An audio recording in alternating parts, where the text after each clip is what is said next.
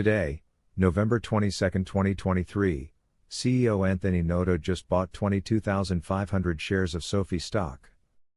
No SoFi executive is as bullish as Noto based on insider purchases. SoFi CEO Anthony Noto purchased 22,500 shares worth $146,000 on November 21. Noto now owns 7.26 million shares. SoFi stock is up by about 50% so far this year. SoFi Technologies, Nasdaq SoFi, CEO Anthony Noto has continued his trend of persistent insider buys this year. In the month of November, there have been 3 insider sales and 3 insider buys of SoFi stock. Noto is responsible for 2 of those buys.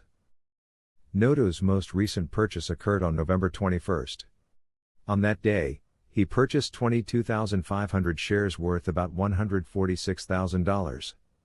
These shares were purchased at an average per share price of $6.50. Following the purchase, Noto now owns a total of 7.26 million shares. Before that, the CEO picked up 44,000 shares worth about $300,000 on November 9. These shares were purchased at an average price of $6.78 per share. The other insider who has purchased shares this month is Chief Financial Officer and PAO Christopher Lapointe, who acquired about $100,000 worth of shares on November 9 at an average per share price of $6.69. CEO Anthony Noto buys 22,500 shares.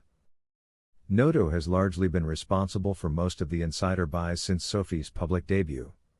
Since then, insiders have purchased $15.33 million of shares while selling $1.09 billion of shares. Noto is responsible for $14.08 million of those purchases. During the past year, insiders have purchased $10.90 million of shares and have sold $11.34 million of shares.